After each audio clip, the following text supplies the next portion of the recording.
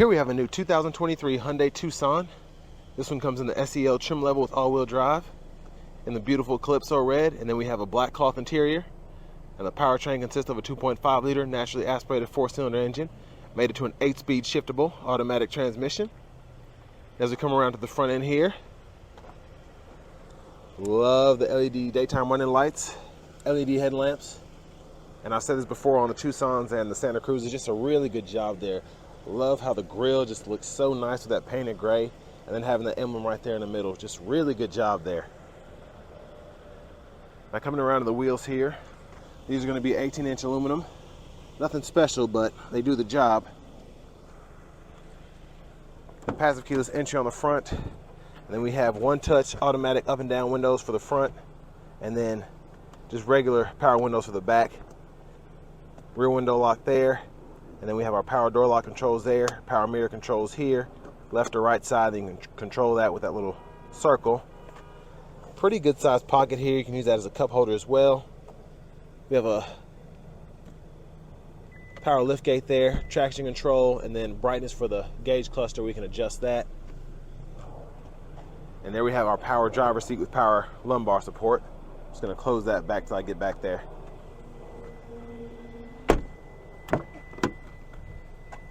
And then let's check out this rear leg room here.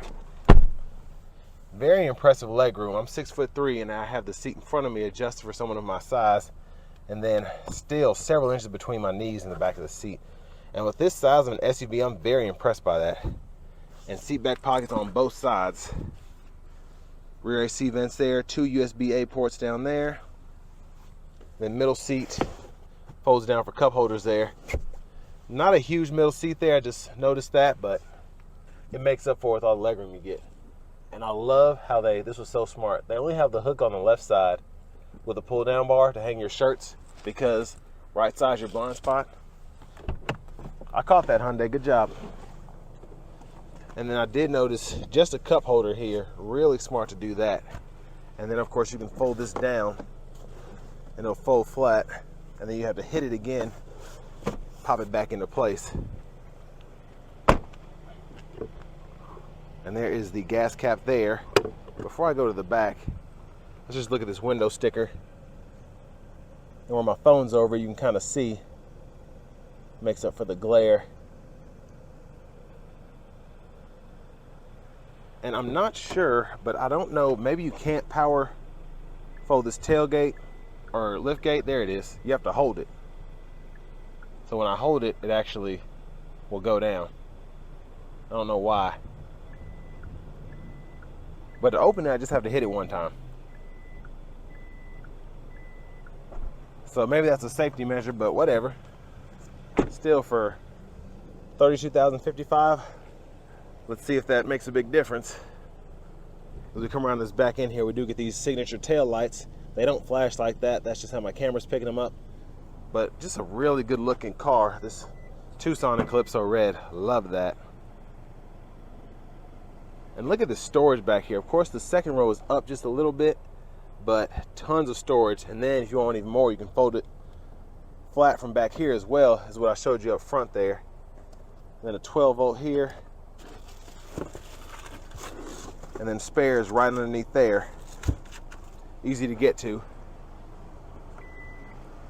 Now from the back, if you hit the button, you don't have to hold it.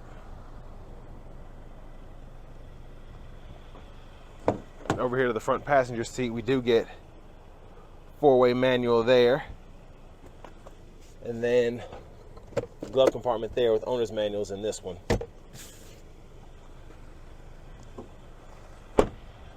So far, pretty impressed with all of the styling of the Tucson, specifically with it being just an SEL trim level. Of course, it's not a limited, so, but still, you get a lot with this SEL. But we're just going to check in the engine bay here, take a look at that 2.5 liter with the Smart Stream technology, of course.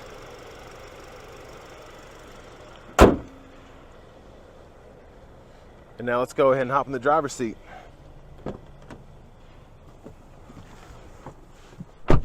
So nice vinyl wrap steering wheel here. Very futuristic look, as Hyundai's been going for. even with it not being leather wrapped.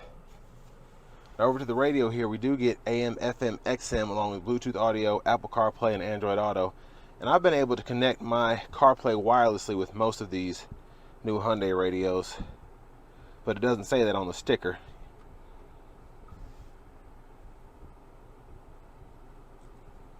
And here are radio bands there.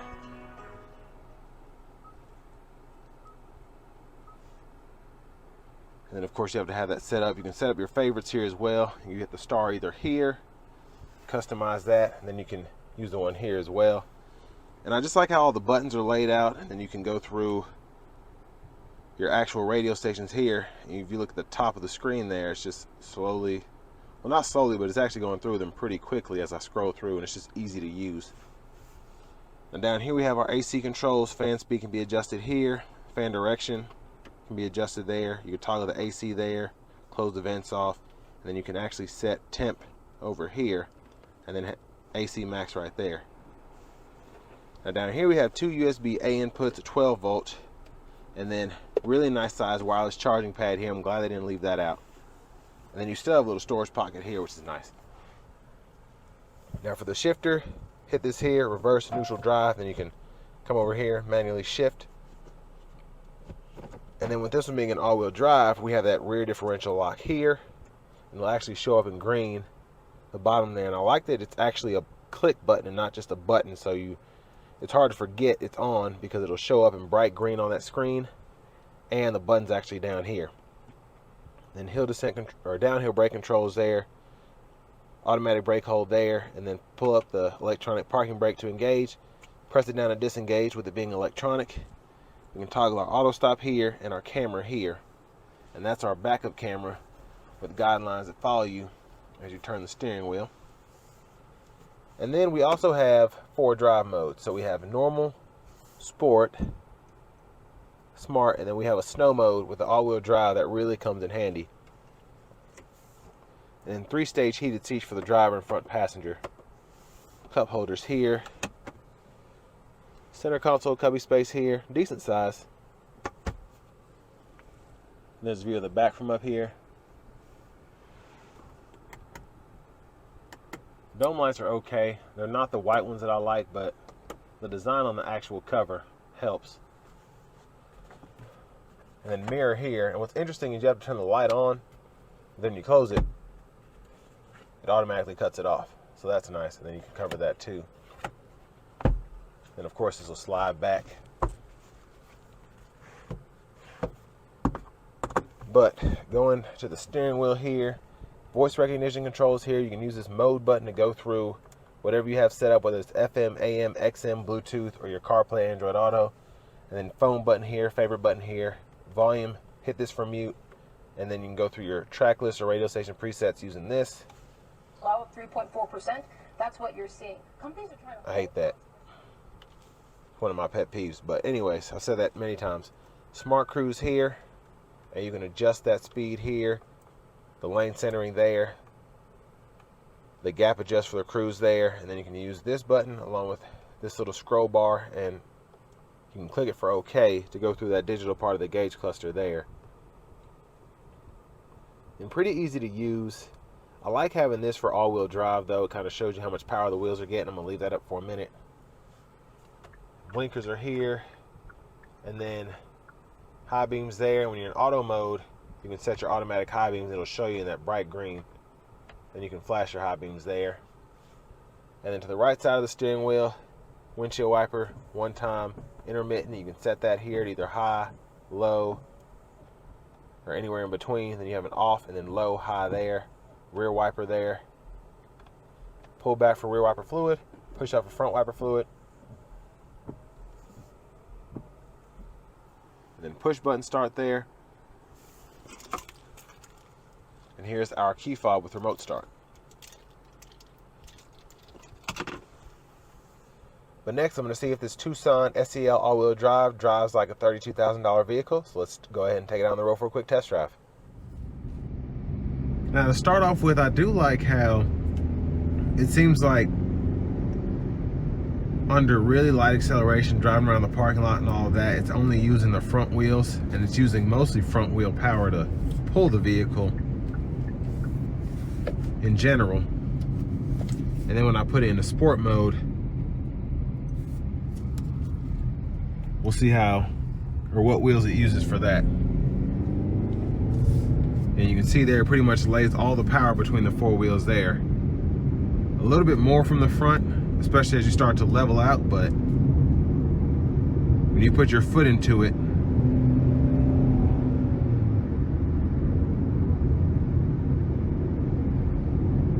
so I'm really impressed by that.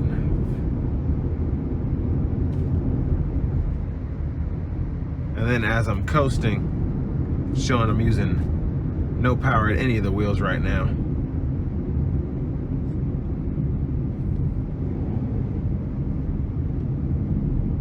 But the all-wheel drive system seems to work really well.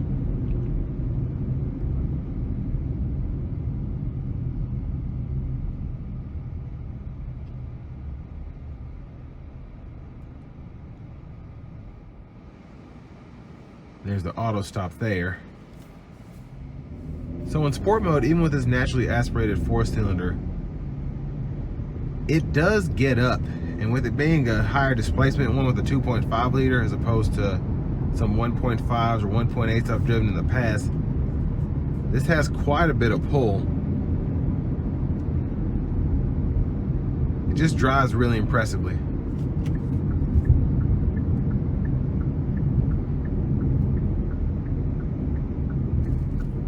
But let's go ahead and put it into the smart mode here. And the Tucson is not bad to come out of the auto stop. Just a small smidgen of hesitation there. But being in the smart drive mode here, just really nice how, based on my driving, basically my throttle output, it can tell if I'm wanting to be sporty, if I'm wanting to be economical. So as I put my foot into it, it's ready to go.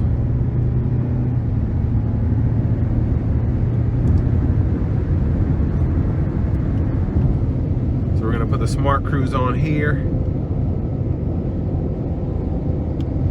So I have it set to 75. Lane tracing on.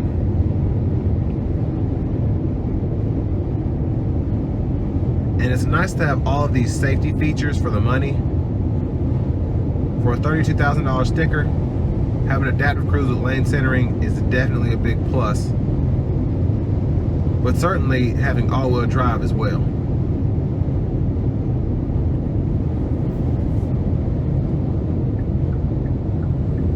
But coming down that stretch of the interstate there, pretty solid and smooth ride. Nothing out of the ordinary.